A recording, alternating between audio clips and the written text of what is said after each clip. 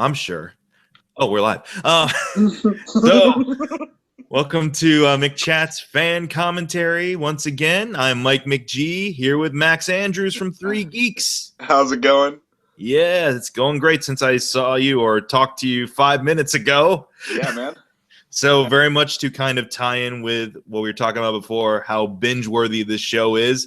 Max just decided, spur of the moment, dude, let's just do the commentary for the next one. Why space it out? It's like let's get in. I'm all for it too, because now I just can't take my eyes off the screen. Yeah. Thanks for the idea, Max. It's an idea. We watched the first episode. The only thing that I do after watching the first episode of Daredevil is watch the second episode of Daredevil. Mm-hmm. So I figured since we're gonna watch it anyway, might as well do a commentary. Yep. Might as well. Sure. So, yeah, if we weren't going to do the commentary, you're just going to watch it anyways, regardless. Right. So, all right. Well, same deal as before, folks.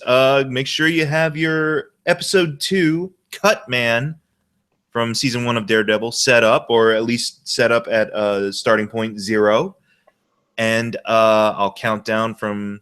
Now we're counting down from 3, 2, 1. But you say play. So Yeah. 3, 2, 1, play. Or actually, you know what? Let's change it up for a bit here. It'll be 3, 2, 1, foggy. When I say foggy, press play. Foggy equals play in this scenario. The word of the day is foggy. The password is foggy. And like I said before, we won't have sound on, and there won't be any audio from the actual show, so that way you can enjoy the show at your own pace. And we're just going to kind of talk over it and geek out over it a little bit, because this is a favorite episode of ours, I think, right? Yeah, this is definitely one of the highlight episodes. Just for the I'm not gonna. We'll save the good stuff for when we get the show started. But this is definitely one of the highlight episodes of the season. All right, here we go. 3, 2, 1. Foggy. Netflix. Jinx. And it made sense for like the first episode to kind of have that cold open, but I'm really glad they just go right into the... Oh, I guess they don't go. Oh, shows what I know about this episode. It's another really cold open. You don't know what went down. Just blood on the ground. Daredevil in a dumpster. Again, tying into my theory that the writers were really kind of trying to poke fun at the movie, because the movie opens up with Daredevil beaten and bloody. No, that's true. Yeah. They're just like, look how much better we are than you. Yeah, ours is actually convincing. Now, what gets me, I think if I was playing the Daredevil drinking game, you'd have to drink at the cold open for this one, because you know that he did fall through something into that dumpster. Yeah, it's heavily implied that a fall was involved. Oh my god. Is his throat slit? I can't remember. I don't remember. No. He's just... Oh. No, I mean, I know he's not dead, but I forgot the extent of his injuries. And frankly, in this show, he racks up quite a few of those. Yeah, that's what we should have done, is gone through and just like count up how many... I mean, like if I got cut or stabbed any one time, like that he did, I would quit. That would be the end of my superhero career. Well, that's why, yeah, you and I would be horrible heroes in the Marvel universe. We'd be the one and dones. Be like, yeah, no, this is not for me. It doesn't take losing a loved one or being under the control of a mind manipulator to make us quit. It's just a simple like scratch, and we'll be like, nope, I'm done. Yeah, that guy punched me really hard in the face. I'm done with this. Or even, dude, I mean, we're not old men or anything like that, but even like dropping like a floor, like you said, Daredevil does quite a bit. I'm like, that takes it out of me, guys. I'm sorry, I'm done. All right. Here we meet Rosario Dawson for the first time. What's her name? Claire Temple, I believe. Claire Temple. Now, the character, I think, is actually an amalgamation of a bunch of different characters. Like, it's implied she's going to be this universe's night nurse. Right. Like, the person that hometown, or not hometown heroes, but like more street-level heroes go to for medical assistance, which we've seen in the other series. We will touch upon it another time. But I love her. I love Rosario Dawson. Oh man, she's so good. She's just, again, that's what makes the show good. Is the whole cast is just real, and Rosario Dawson, whatever she's doing, you believe that she's doing it. I Hmm. don't care what you have her cast as, she 100% commits to it, and it's just real. It's so Yeah. real. That's one of the reasons I really like. She's one of my favorite actresses. I mean, never mind that she's as stunningly beautiful, but she's just really good. Like, you feel the emotion, you feel what she's going through all the time. Hmm. I like this subtle stuff going like, yeah, she's looking for like pupil dilation and things like that. But of course, given that it's Matt Murdock, you're not going to get that. And so it's like a just subtle thing. Like she's going to be like floored when she realizes this dude can't see. And it's Yeah. just like, That's a pretty deep stab wound there. yeah. And this this is stuff I like too. He'll wake up. Oh, okay, no phone calls. Hmm. He's gonna pass out for another 15 to 20 seconds. Now the name he gives her as his name, it's Mike, right? No, she just decides to call him Mike, but Oh, she she won't decides to tell call her him his Mike. name. Now that's actually from the That's like a reference. Like, didn't he play his own brother or something in the like he portrayed his own brother in the comics at one point? The I'm character. not sure about that. I'd have to double check it, but that sounds like something that they would they would do. Yeah, I could have sworn that was something they did. Like he was like, um, "Oh, I have a brother named Mike Murdoch" or whatever. right. And he's not blind, and Yeah. therefore couldn't possibly be Daredevil. But we break into another flashback, and I mean, I don't know. I want to say the only time I really hated this kid was the stick episode, where he was, Yeah. the most. But Hmm. he does a pretty good job. With I mean, because this is the episode where shit gets real for little Matt, for young Matt, Yeah, because you see what happens to his dad and everything. I right. think in this one, Is it this episode? I want to say it is. Yeah. Uh, I'm not sure. Well, we'll find out today. But Yeah, we'll see. We'll either be proven right or wrong on this one. Take a drink if we were right. Take a drink if we were wrong. no, I think the stick episode is where all of it goes down. Yeah, yeah, you might be right, huh? Would that be episode Well, 7? I've always, even though I love this show, I've only seen it like 2 or 3 times. Whereas you've been like religiously. Yeah, I just got hooked on it, and it was all I needed to survive for a good 2 or 3 weeks. I Hmm. didn't need to eat any food or drink any water. I just watched Daredevil. But yeah, I'm still. Maybe it's just because I hate kids so much that I kind of pass it. I'm not sure. I'm not sure like where his storyline goes, but I mean, again, this for a kid, he didn't do that bad. Like, he was pretty good. Yeah, I'd say it's like, and I mean, that's the whole thing. It's like it's not like he's a constant. These flashbacks aren't really a constant thing throughout No. the series. It's like really just right here at the start, and like you said with the stick episode, when you need to explain their backstory a little bit. Mm. That's when. But Now, no, actually, I will get into that in the stick episode. yeah, I'm sure it will. No, I was just gonna do a little backstory, but we'll save some good stuff for later. Definitely. Now, this is the thing, like stitches and stuff like that. Like any procedure done on these characters in these shows looks gruesome as hell. Whereas, in the movies, they probably just cut away. Like whenever Hawkeye's getting his skin transplant in Ultron, Yeah. you don't actually really see it too much. Whereas here, they're promoting childhood alcoholism. Yeah, like, so this is the kind of parenting I can get down for, though. It's like, I need some stitches. You need to steady your hands. We have whiskey. It's okay. Yeah, yeah. Oh, you can, yeah. Given the circumstances, you get that. It's like, oh, but like, oh man, I can't watch people get stitches. Oh yeah, Ugh, it's hyper real. They don't pull any punches here. ugh. But this is another cool. This is another cool touch they got with regards to the relationship between dad and son. Even though he is this kind of like washed out prize fighter Palooka, he's still like, you do your homework. Still, like, see, to me, the bad parenting is not like, do your homework and get it done so I can check it, when I come home. He's like, wait to do your homework so I can watch you do it. It's like 2:00 in the morning. He stumbles in all beat up from a fight, like, okay, you're going to stitch me up, and then you're going to do your homework, and it's going to be 4:00 in the morning by the time you're done. And this is what it kind of alludes to the turn that Jack's life has taken. Yeah. How he's throwing fights now, and he's not happy with himself. Yeah. You kind of get the full loser feel to him, just kind of worn out. And like as I mentioned before, far more compelling than what they did in the movie. Oh man.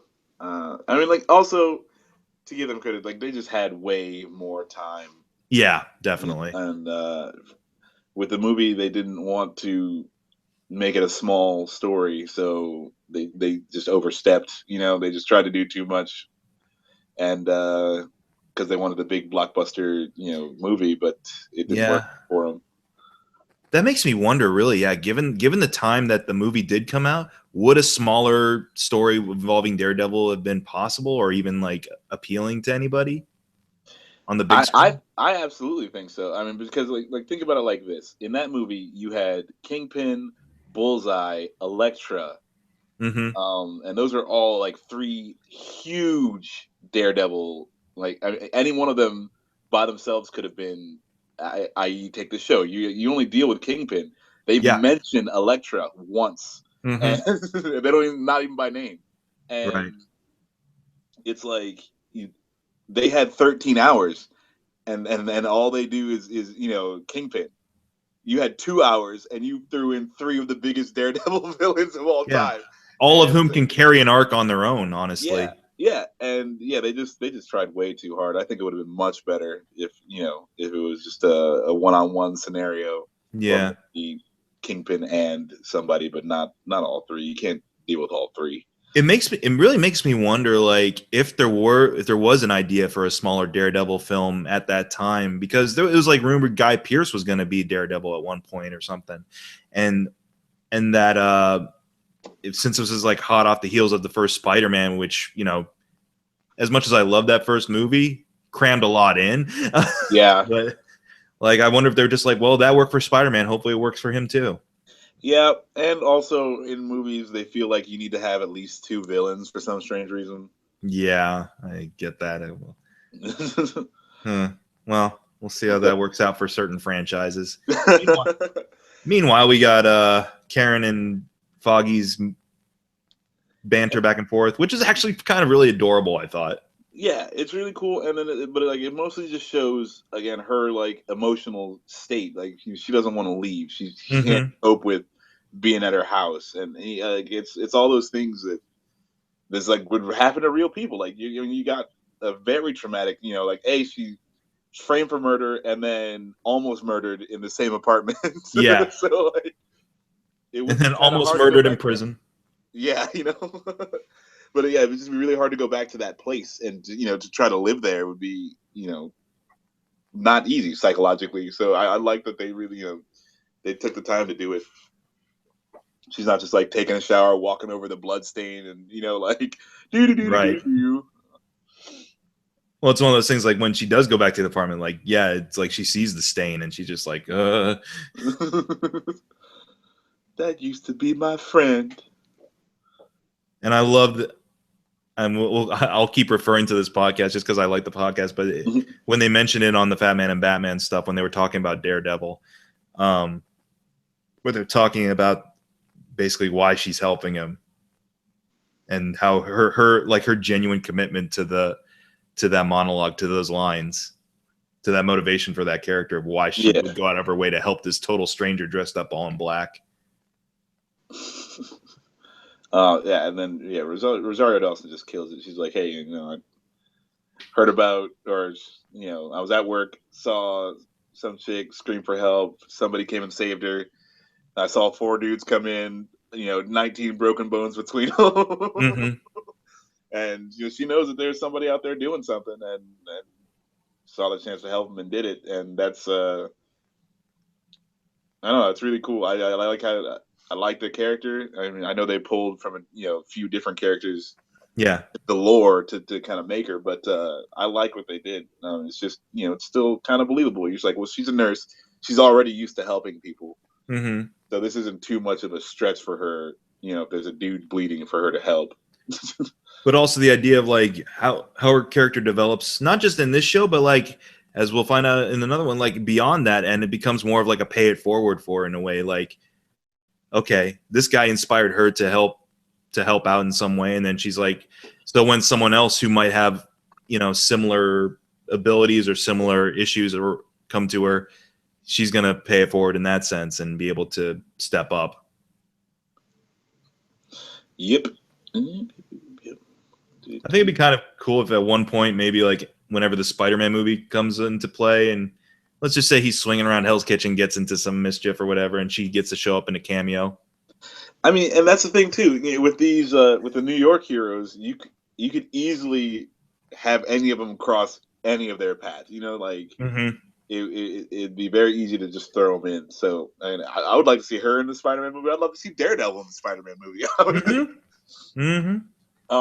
it would be.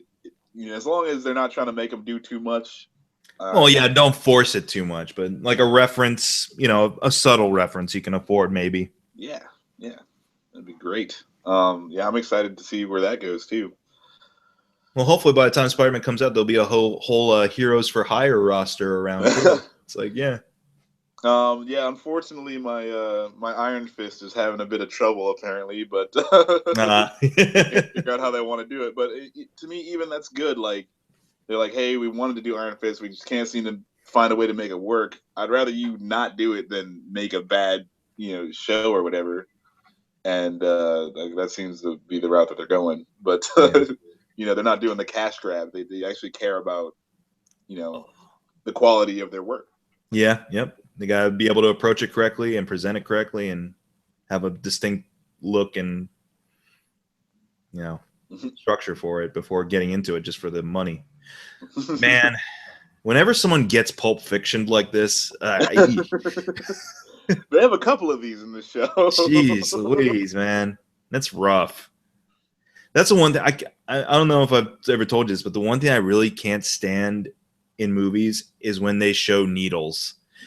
Like needle, like in that scene in Pulp Fiction where he's shooting up, like I almost throw up every time I see it just because it's so artistically and effectively done. It is unnerving. And like shit like this, like puncturing someone's breastplates essentially to get air out. Yeah. It's like, oh.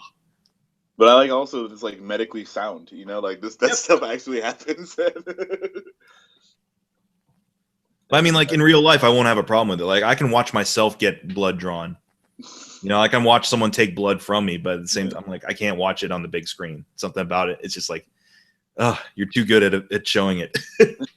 I hate giving blood. It's my blood. I made it. It's mine. I worked damn hard for this blood. They're not paying me for it, like, ugh, jerks. And here, and then he's picking up on the theme from the plot from the previous episode with the kid kidnapping. Yep. And then, like, it's cool too because like you really want to see how that fight went down. If Daredevil walked out there that fucked up, I want to see the other guys. I mean, his recounting of it is actually pretty fun as well. It's like. Yeah. Just him. Yeah. I love how the description says breathing heavily. Yeah. Which, by the way, I want to mention something too. I forgot to mention on the previous one, but the fact that when this series first was put out onto Netflix, there wasn't a descriptive audio service or audio track for it, for visually impaired people. Yeah. And so someone actually like sent like a letter to Netflix or to the studio saying like, it's kind of ironic how this property about a blind superhero doesn't have Yeah, visually impaired, accessible. it seems like that should have been like the A first given. thing you did. That being said, though, they quickly took action on that and put out like, have you heard any of the audio descriptive stuff? It's actually pretty awesome. Huh. Like I recommend it for anyone who's listening too. Like in your spare time when you're not listening to us gabber on top of back and forth between them, and like listen to the audio descriptive track that comes with each episode. And don't even watch the show. Like it's like a radio drama. It's really kind of cool. Yeah, that would be kind of cool. Here we go. Daredevil just using his powers. They don't make a big deal about it, but he hears a guy 3 floors down, going door to door, and they're looking for him. Mm-hmm. And there's just like, oh yeah, I can tell. I can smell his cologne from here. And little things like that. Where it's, they don't have to zoom in and show you the heartbeat to figure out that he can smell 3 floors downstairs. Like, yeah, it's just something that would happen. And also, I liked Claire's kind of taking it all in stride. She's like, all I know right now is that you're really good at taking a beating. Here we are back in the past, learning Braille. Oh, yeah. I've always been curious about learning Braille. But... I learned more about Braille from this show than I've ever known before. Mm-hmm. In this little scene right here. But no, it's good. Now, this might be the one. Part of me wants to think that's Creole in the background there, punching the punching bag. Yeah. So yeah, and we get our Braille lesson.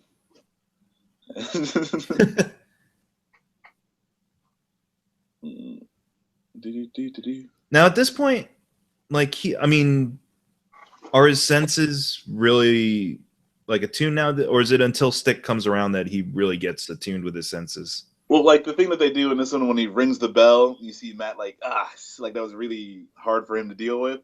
Mm-hmm. I think like his senses are hyper tuned, but he's kind of got it down to where he can function like a normal person. Yeah, but he's not. He doesn't realize his power yet, mm-hmm. or how he can use this to do other things. I don't think. At this point, you'd have Ben Affleck narrating. My senses gave off a kind of radar sense. I'm Batman now.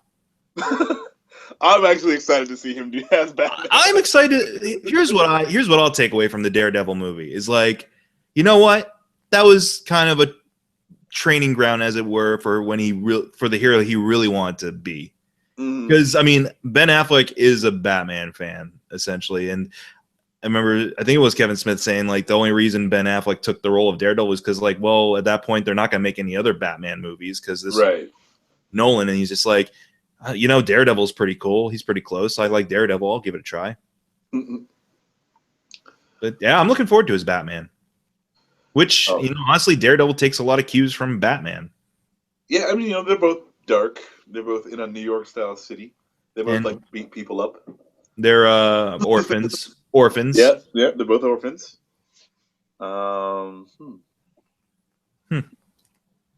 There we okay, I see they did the close up of his ear and everything. Yeah. So it's like he's getting the hang of it a little bit, but not to the point that he's gonna be like super heroic yet, of course. Yeah.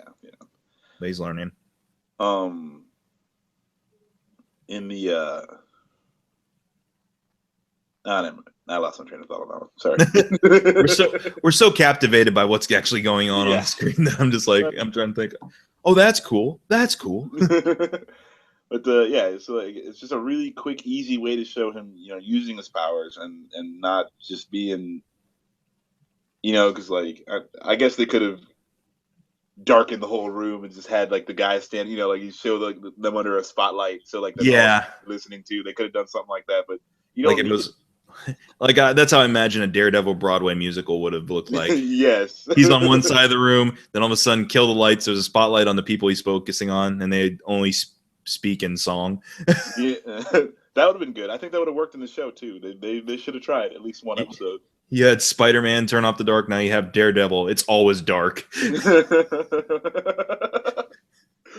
That would be great. The Daredevil Broadway show. It's just like they never light the stage. So many more injuries than with Spider-Man Turn Off the Dark, just because no one can see. No one. It's so dark, no one can see.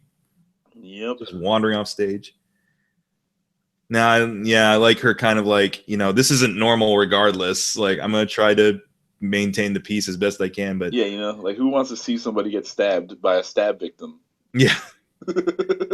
Her character turn though in this episode alone is really good. Like later on when they get to the interrogation. Oh man. I like kind of the route she goes when she finally sees like the real ugliness behind what he's fighting against. Yeah.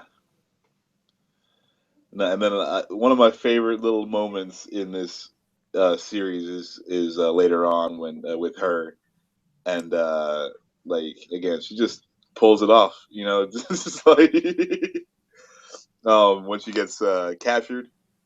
Yeah. And that yeah, I know what you're talking about. Yeah, it was just great, and like you see where she's at, and it's just good every time. Rosario Dawson got nothing but good things to say about her. Some dickhead in a black mask. Again, I'll say it's like the frankness of the language and the way they can get away with a little bit more in here. Like, sure, you hear a curse word here and there in the Avengers. They made a running gag out of it in Ultron with Cap saying language. But yeah. At no point would you ever hear about a majority of your pure and pristine Marvel heroes being called dickheads. Oh, and here we go with the American Psycho moment for the series. He Patrick Bateman's him. Yeah, dude, this is so good. Oh my god! At this point too, I was kind of like, but that's the whole deal. It's like I'll forgive it too because Daredevil's just that good with his senses. He'll know exactly when to drop the thing. Right. Whereas Patrick Bateman, I'm like, yeah, this is all in your head, dude. You're not that good of a shot. No, the only thing that gets me though is if you get hit with a fire extinguisher from 4 or 5 floors up, I don't think you're gonna live. Yeah, so much for interrogation. That dude's dead, man. But he does live, so I guess he's just got an uncommonly thick skull. And his par for the course. There's always a neighbor who sees something. That's something I'm noticing with these Netflix shows too. They have those neighbors that just happen to show up at the wrong time. Yeah. Neighbors do get in a bunch of shit in these shows. I didn't realize that until now. Yeah, I was like, yeah, as soon as you get to Jessica Jones, holy crap, her poor neighbors. It's no good being a superhero's neighbor.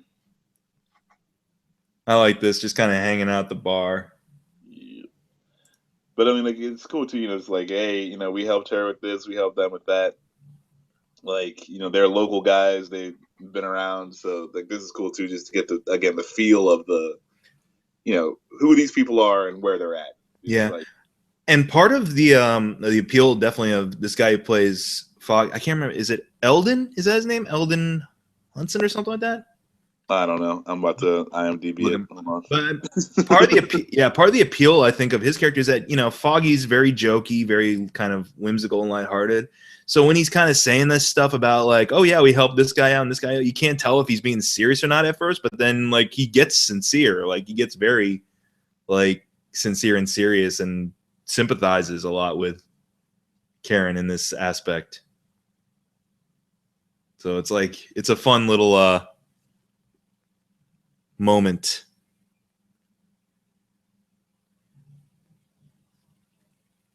I may have lost Max temporarily. We'll see.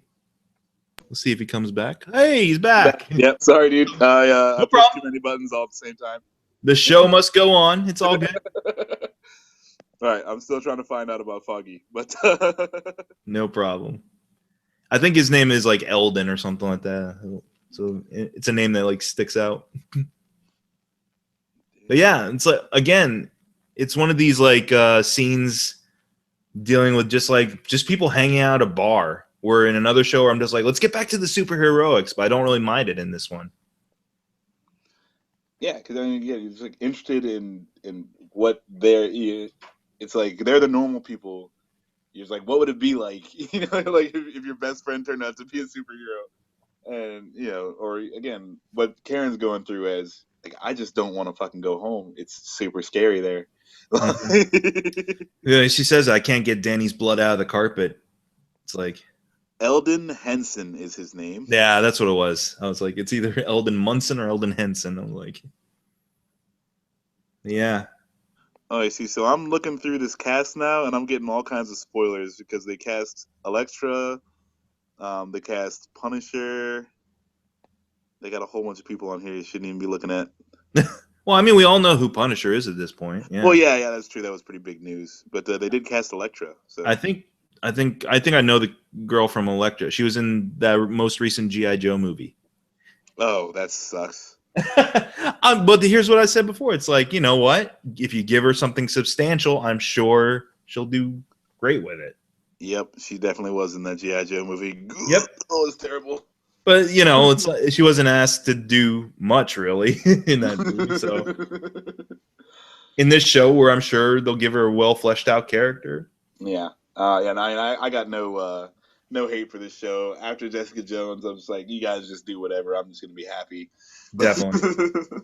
But here they are. They just like to pull from this pool of people who probably wouldn't get much work. You know. Like, oh, what were you? Well, I was in that crappy G.I. Joe movie. Yeah. Again, here's Foggy pointing out the things, and he's like, "This guy over here. Oh no, that guy actually, he's a criminal." It's that lighthearted, it's the jokiness of it, but at the same time, it's sincerity too. I like the combination. Yeah, I mean, you can tell this kind of reeks of friend zoning pretty immediately, but oh yeah. No, he definitely friend zoned himself. Like that was, he should be hitting on her and he's not. So that's how you know he's friend zoned. But at the same time, that takes it out of the reality of it too. Because if he's supposed to be one of our protagonists, you really want to follow a guy who just hit on a girl who's almost murdered several times. You know, you got to get in when you can, looking like he does. Oh, here we go. Yeah, this rooftop scene is pretty legit. And she's like, "Oh my gosh, what have you drafted me into now?" Yeah, you know, like at what point in time do you feel like, okay, you know, maybe I should just call the cops? Like when he's dragging the dude upstairs, or maybe like when he starts tying him up. Mm-hmm. I love that. He just gives a slight nod of the head, and when she's saying maybe he's faking being unconscious, he's like, "No, he's not." That dude's out like a light. Let's just get this quick X-ray of his heart beating to make sure. No, whatever. What they do in the movie again? It's like whenever it rains, he can see in the rain. Yeah, the sound of the raindrops makes his radar sense go off. You know, so he can actually see everything that's going on down to the exact detail. It's like, yeah. Oh my god. I really like how they did it in this. I really like how they didn't show you a whole bunch of like what he's seeing. Mm-hmm. There's really only that one scene where, you know, I think it's the next episode or episode 4 where it's a world on fire, and yeah, like that's all they give you. But I mean, it was cool, and it was cool, and I was talking to some other people, and they was like, "Oh man, I wish they would have shown you more of that." And I'm like, I'm glad they didn't, because you get real tired of that real soon. Again, it's kind of the mystique of this semi-reality this grounded reality they're going for with these characters in particular. Mm-hmm. Like, yeah, it would completely take me out of the experience of watching the show if it was like every time he utilizes these senses, there's like a weird CGI effect to accompany it. Yeah. Here we go. We find out why Claire is helping out. Mm-hmm. Words getting around, yeah. Yeah. It's like he's starting a revolution. He's gonna Hunger Games the shit out of this thing. Daredevil is the Katniss of the Marvel. Oh man. That's one thing I really appreciate about the show too, is like, yeah, they're not reliant on a lot of special effects and CGI wizardry. Like it's all done in camera for the most part. It's all stunt teams and some kind of wire work, I'm sure, but you know, it's all believable to some aspect. And they take the time to show you that Matt Murdock was a smart kid. Mm-hmm. I really like that. It's the problem I have with most of the Spider-Man movies is where they really play down the genius of Peter Parker. But yeah. yeah, they definitely take the time to show you like he's a highly intelligent person. And or even, like Claire, like, she's really good at her job when he first, when they're, she's on the ground in her apartment and she's checking him out, like you see her just do the thorough, like quick check Mm-hmm. of him. And, it's really cool. I thought it's just really smart people doing smart things. And because that's the thing I can't stand when you have just a dumb, like plot device that leads people along versus, like having them naturally get to where, they would be. It's like in some generic action spy movies and stuff where they basically have to explain to you that this person knows 17 languages and is proficient in all types of firearms and stuff like that. But I'm just Yeah. like, it doesn't look like he is. But sure, I guess I'll take your word for it. I guess I'll take your word for it. Unseen narrator. Yeah. Oh, so yeah, yes. this is the episode. You were right. Yeah, it's coming up to the fight that he's supposed to throw the fight, right? But he's not going to. Yeah, he's supposed to go down in round 5. Oh yeah, and this was kind of a plot point I never really considered with regards to the Murdoch or Daredevil mythos. Is the idea like, oh yeah, whatever did happen to his mom? She became a nun. Is that what happened to her in the comics? Oh. Yeah. So here's the thing: is like I know because he's gonna make a call to this unseen mother. Mm-hmm. I'm wondering if they're gonna revisit that certain plot point later down the line. Or they definitely could. I don't read a whole bunch of Daredevil, but so I know they had to have touched on it at some point in time. But no, it's pretty vague all the time, and they it's something that they can definitely use for a dramatic point. Just like we'll throw her back in, shake stuff up a little bit. Mm-hmm. But yeah, they don't really, he never really goes into too much detail about his mother, but I'm pretty sure she becomes a nun in the comic books. Okay. Like a regular nun too, not like a superhero nun. No. Okay. She becomes Night Nun. For her, Jesus does all the hero work. Her superpower is faith. I don't know why she's a Baptist. It's like it's pretty clear this is a Catholic family. Yeah. And then, like leaving probably one of the more important messages of his life on a payphone. Yep.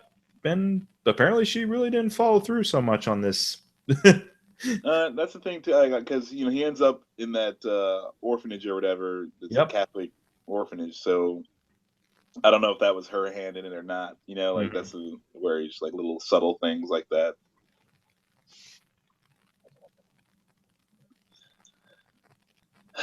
Just once I could have been a contender.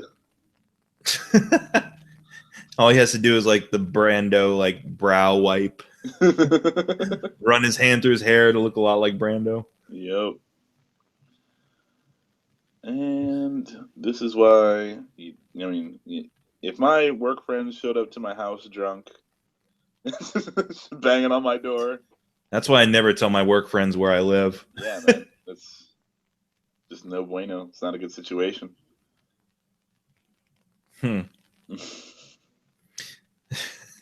Sorry, guys. I'm out beating the crap out of random thugs right now. If you leave a message. Here's the whole deal. Like, if he had recovered faster and, taken care of the whole kidnap kid thing even quicker, imagine how beat the hell up and tired and exhausted he would be and how pissed off to hear these people at his door. Like, I just got done throwing 8 dudes a beating. I got punched maybe like 7 times in the face. I don't feel good right now. I'm stabbed a little bit, and you guys come pounding on my door. Like, I just forget I'm a hero at that point and be like, listen, I met this nurse earlier tonight, and she showed me where to cut a certain artery. You guys got to go. I know there's a nerve cluster right above your eye that I can stab. Yeah, that's what it was. You feel pain like you have never felt before. See you in the morning. 90-year-old Okinawa. Maybe I'll go. next time I'm in New York, I'll go do that in Chinatown. I'll go argue with a 90-year-old Okinawa. I Okinawa. saw the show. I felt like I need to argue with an Okinawa survivor About sturgeon. What do you say, Hiroshima survivor? Yeah, Hiroshima survivor. Or argue with him about sturgeon. the merits of sturgeon meat. Hey man, sturgeon's a big deal. Aww. So cute. That's the deal. It's like it's not like I'm shipping this couple, but I'm just like, see, it's those like little human moments. Mm-hmm. I'm just like, I'm just so glad I get to watch these people be friends. Yeah. And then this guy. And I'm so glad I get to watch this guy get cut on. It's a weird mixture of emotions I go through when I'm watching Daredevil. It hits all the buttons. This I really like too. Claire's little mask. It makes sense too. It's like, yeah, of course you don't want her to be implicated at all in case this guy walks away from this, which is debatable if he ever does or not. Oh wait, yeah, no, he never walks again. He never does walk away from it. Nope, that's true. A little bit of falling though, and groaning later on. Mm-hmm. That's a scare. Actually, that's a kind of a creepy getup she's got. Yeah, you know, plain white hoodie or gray hoodie, and then like black soulless eye holes. And you find out they kidnapped that kid just to get to Daredevil. Mm-hmm. Sell the kid. No, that shit. Like, yeah, that again, getting into disturbing territory. Talking about selling. It was one thing to see, like, yeah, women being shipped off for God knows what in the first episode, but now it's about like selling kids, man. Ugh. Right. Yeah, and it's enough to set her off clearly too, because now she's seeing like I said, the ugliness. Right. This whole world. Like, oh, okay. You're gonna kidnap kids? I'm gonna tell them to stab you in the eye and make you want to wish for death. Now, as much as we were saying we'd be horrible Marvel superheroes, I'd be a terrible henchman too, because I'd give up the game right away.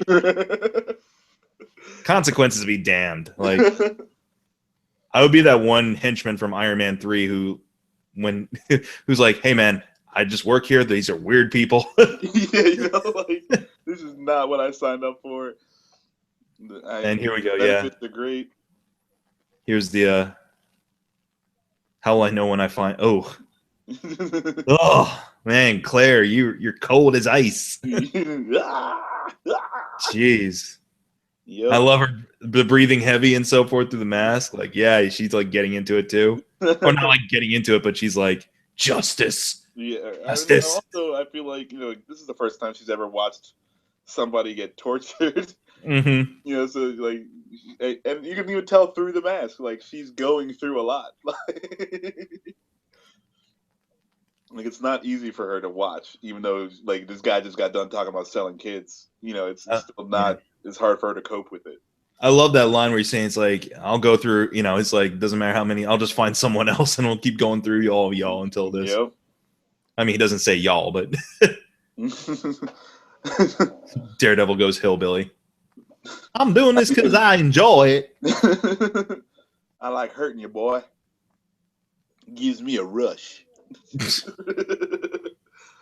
But it's cool, you know, and like for the persona that you know, like he wants to portray for these criminals, you know, because like, even when, you know, he gets blamed for some stuff that's not his fault, he just rolls with it. Like, yeah, I did it. Like, and I'll do the worst to you.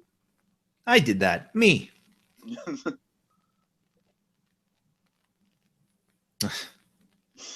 And then, yeah, I'd be the henchman who, again, I would be that henchman. It's like, dude, I've said enough. I don't need to antagonize you anymore. I get it. Like, oh man, yeah, there's no way, man. I'd be the most compromising, like, he wouldn't even have to stab me in the eye or nothing. Like, I'll tell you what you need to know. You know, like, it doesn't even need to get there.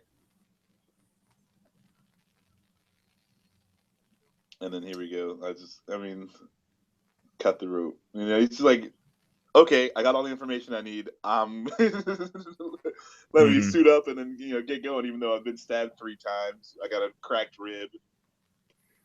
Yeah, and that's the thing. That's the other appeal. It's like, oh man, he's still going back out there. He's not done. No, yeah, it's ridiculous because like he really just dumps the dude over a roof and then starts to go to business. Like, Jeez.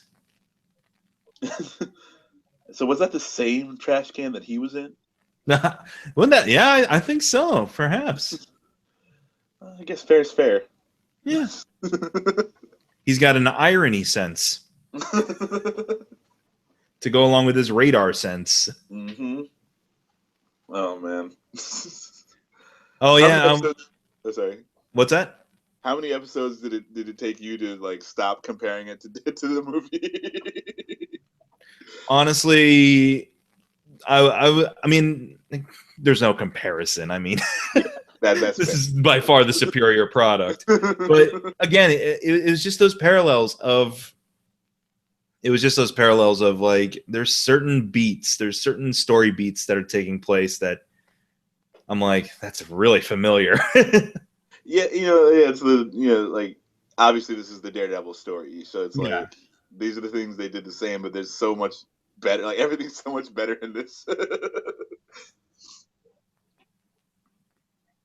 Hmm. And then I like you mentioned Pulp Fiction before too. I really like how Pulp Fiction in this is like, he beats the dude and he's running out of there. Like, Yeah, you don't see the fight. You don't see the fight in this at all. You just see him like kind of walked into the light, and then it'll be over, and then he's on the run, much like Bruce Willis. Yeah. yeah, it was, they definitely pulled from the greats here, but and this is cool too. He's like what He's watching, but he's not watching. right. Yeah. All right, that's another cool thing too. Like they should have just had a radio, but someone makes a line. Haven't you seen whatever? He's like, I don't see a whole bunch of movies. Like, doesn't do a whole bunch for me. I like this moment though. He just turns. He's like, "Oh my god, hearing my name in reverence again." That's what it's about. Stands a little taller, and someone, I'm guessing, shoots him or beats him to death or something. Yeah, definitely. There it is. Yeah, there we go. Now, that's what I kind of like about this version of the story too, is that unless the big mystery of who killed his dad is going to be something they're going to touch upon again in a later season, it's just some random enforcer you're guessing who's done him in. Yeah, I mean, obviously they could have got a number of hitmen that they employed throughout the show to do this. Like, maybe we'll see. Who knows? Well, actually, no, this wasn't even a Kingpin deal. This was just the random, seedy boxing element guys. Yeah, so, they were just your generic thugs or your generic criminals. It was probably that Irish dude. Yeah, the ones who were telling him to throw the fight. Yeah. This Irish charm. Dude, like, yeah, I'd be one of those people on the street. Like, I'd just be like in stunned silence, standing there watching. Oh, here we go. This is the setup. Oh, yeah. Man. And I'm sure there's a certain point where it feels like it's all one take. Maybe it is. I think. But I'm sure they did some editing to. Yeah, I think there's like a little bit of editing. There's like one or two like shots where they like cuts where they use some movie magic to get away with it. Yeah, but to make it seamless. For the most part, it's all just one go. I couldn't even imagine. I'm like, how much fun would this have been? Like, even to just be one of the random henchmen. Mm-hmm. Definitely. Because they tear this place up. One thing I quite don't get is why are they all in separate rooms again? Well, because like that's the lunchroom, and over here is the TV room. Or that's where the manager works. That's his manager's office. So okay. If you knew some dude in a mask was because this whole idea was set up with the intention of facing off against them. So I'm like, I wouldn't necessarily have break time right now, guys. Well, I mean, yeah, because at this point, Daredevil attacked them and barely got away. And then so like they're probably just again keeping the kid for whenever they it's like, hey, we're dumping the kid here at this time, so bring him along, and we're gonna ship him out to whatever sort of whatever you do with kidnapped children. Yeah. So I think they're just kind of in relaxed mode a little bit. And again, I kind of like this down and dirty approach to everything, because like he's walking in there, his uniform's all ripped up. Yeah. It's not even a uniform, it's like black shirt and pants. Yeah, like that's the thing I did like about this thing too, is like he could have gone to Walmart, bought 13 of those shirts, and that's his superhero outfit. It's like it's nothing that because like Spider-Man always falls where he makes his own suit and stuff like that, and I'm just like, who sews nowadays? Yeah. Oh, computer instead of microwave. Ouch. And again, like I love, like it's not overly like, it's not like Crouching Tiger, Hidden Dragon type stuff. No, there's no wire work. There's no. I mean, like I think there's like one punch in here that I don't believe. Mm-hmm. Maybe that one. No, he hit him with the gun. Oh yeah, okay, yeah, the gun in there. There's a point where he like almost leaps off. Yeah, he does that leap off the wall. I mean, at first I was kind of like, the one. Yeah, I saw what you meant there. And he just chucks the gun at him. Yeah, like, and then he's got to breathe. I like that he's tired. Like I just got done kicking this dude in the face 5 times. I'm tired. And I completely forgot. I mean, the first time I saw it, I completely forgot that he had taken the rope that he used to tie up the other dude with. And I'm like, oh yeah, hitting someone with knotted rope would actually hurt in real life. And it protects your. And it protects you. Yeah. I'm just like, oh man, I forgot. Like that actually has like an when he's ever doing those wall kicks. Like there's times when I'm kind of like, is that really necessary? But then I'm just like, oh yeah, if you want to like gain leverage on someone or have a little bit more momentum. Yeah, especially if you're as beat up as he is, and it's like you got to take it where you can. Yep. I mean, because every guy maybe only hits him 2 times, but there's 10 guys in that room. Yep. And then I like how they don't follow. You don't follow into the rooms. No, it's everything's implied. Oh God, man. Yeah, that would suck. Bam, knee. That one was pretty. That was a really cool flip right there. Yeah, and I'm guessing. I'm guessing what happened was because they got in a little bit closer. Charlie Cox was in there doing some of the fighting. They went into the other room. Then there was a stuntman already there, ready to come to place. Who knows? That's great. And he goes back in, and then Charlie Cox comes back out. I'm guessing. Yeah, I'm guessing. Like he tripped over that unconscious dude and like fell down. I'm like, come on. But at the same time, it's badass looking. Like, because like that's like the fight. The only reason or like you're saying, it's not Crouching Tiger, so he doesn't have 100% control of yada yada yada, and he would trip over the dude there. He's like he's tired, he's worn out, he just got done fighting all these guys. Fell down a little bit, stumbled back out. And again, like we're seeing this after having seen it like you many times, me a couple of times, and so forth. So we're kind of aware of some of the trickery maybe used in the production. But I'm sure the first time I saw it, I was blown away by it. Oh yeah, dude. I mean, and this is the second episode too. This is a scene worthy of like a finale somewhere. Like it was that intense. It's that well shot. This is episode 2. Yeah. Like, if we're here now, like, what do we have to look forward to? And I love in many ways, like that was very much the highlight of the series, even more so than when he finally gets his full-on costume and stuff that. Oh yeah, because I mean, like when they revealed the costume, like it wasn't even that big a deal for me. Right. I thought that this, Man in Black, like the costume that he was using from Man Without Fear, the comic book, was way crazier, and I loved it more just because like they pulled from my favorite Daredevil comic, but it's not the iconic thing. Mm-hmm. And I thought it was so cool. It's just the whole thing's cool. Yeah. And we'll be exploring more of the coolness later on down the line. I mean, dude, I'm tempted to go into third, but I got other stuff I gotta do. Yeah, but me too. I gotta get going right now, but that is how hard the appeal and the draw is of Daredevil. Is that once you start, it's really hard to stop. It's very, very hard. I gotta get going, but actually, yeah. I mean, if anything, if we could do maybe like two episode kind of like run throughs, it would, we can burn through this series pretty quick, actually. Oh yeah, I mean it's only going to be 6 or 7 yeah, at that point sessions here, but yeah, I'm down, dude. I love this show to death. Again, like Charlie Cox. I mean, we didn't even see this episode doesn't deal with any of the big bads at all, really. No. But you still having seen it, what's waiting in the wind for us, and yeah, I'm super excited to watch it again. So I mean, yeah, if you want to do 2 episodes, I'm down for that. I'm having a blast doing this because the show is just so good.